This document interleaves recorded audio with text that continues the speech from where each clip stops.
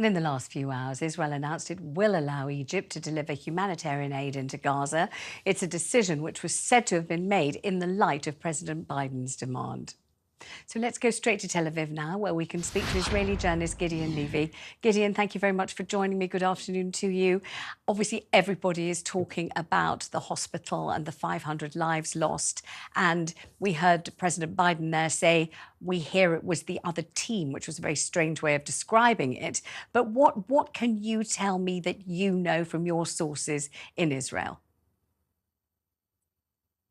I cannot be very clear about it, even though one of the Israeli TV channels released in the afternoon a video which shows quite clearly two attempts to launch rockets toward Israel, and the second after it, the big bomb falling on the hospital and big fire coming out of it, as a proof that this was really not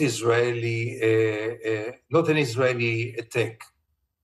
But still, there are some open questions. I hope that this is the truth. I really hope that this is the truth. More and more leaders in the world stick to it now, especially after President Biden later on said that even the Pentagon had checked it and found out that it was not an Israeli attack.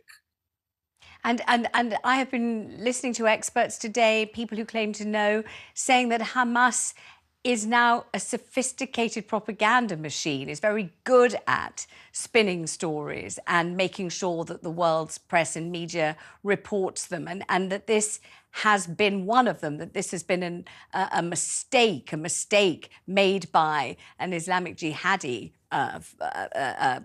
contingent, but it has been kind of spun by Hamas to look as if it was an Israeli attack, and that they are doing that with some success.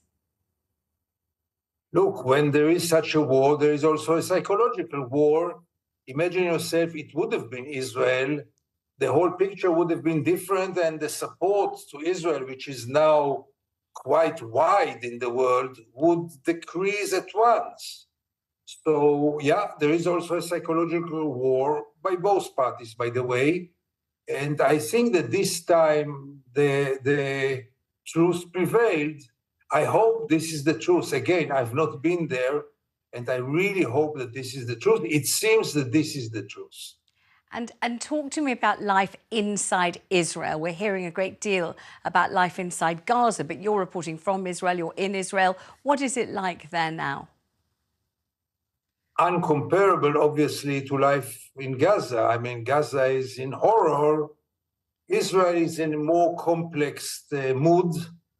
It started with a shock, with humiliation last Saturday, 12 days ago, with real unprecedented feelings, because the situation was unprecedented in Israel.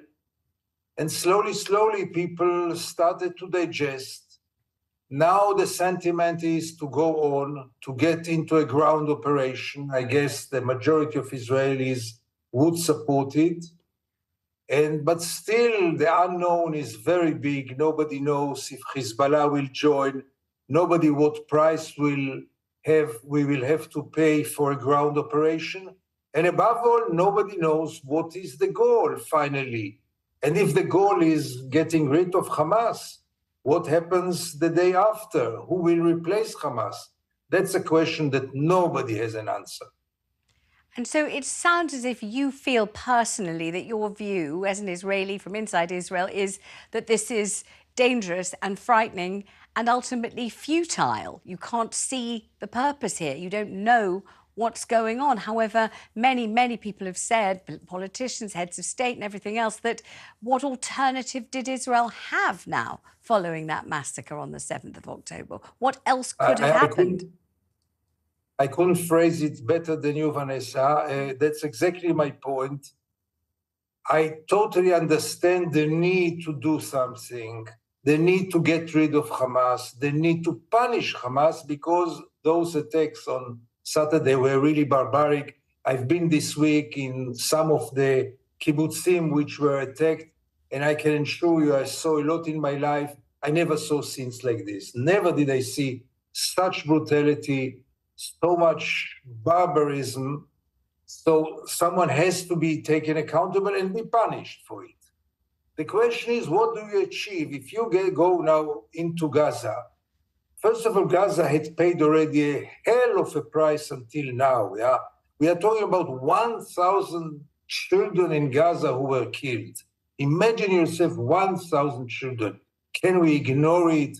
Can we be indifferent to it? Can we blame those children for anything in the world? And they lost their lives. And some more hundreds of children were injured, obviously, and will remain handicapped for the rest of their life. Now we are getting into Gaza. There will be a lot of bloodshed. There will be a lot even of casualties in Israel's side. And then what? Hamas will not be, we know it from history. I mean, the United States tried in so many places in the world to change regimes in South Asia, in South America, in other places in the Middle East, in Afghanistan, in Iraq, in Pakistan. What came out of it except of bloodshed? What achievement? So, you know, side by side with the natural need to do something, we have to ask ourselves what for. And let me ask you about the news that I would imagine that you would think is at least marginally more optimistic or more humanitarian, and that is that Israel has said that lines of aid will be allowed into Gaza. That will be through the Egyptian kind of entryway through that pass. Does that strike you as, I mean, it must strike you as the humanitarian and right thing to do, I'm sure? Too little and too late. First of all, I want to see it happening because many times those things are agreed and then in the ground, not everything is implemented. Secondly, I guess it will be a drop in the ocean because if you are exposed to the scene of Gaza, to the reality in Gaza right now, when 1 million people were told to evacuate their homes and go where hospitals are ordered to evacuate themselves and take their injured people and dying people where, then you understand that no convoy of human aid, one convoy, 10 convoys, it's a drop in the ocean. Gaza needs dramatic assistance. Gaza needs, first of all, a ceasefire, because by the time we are talking, the Israeli Air Force continue to bomb Gaza.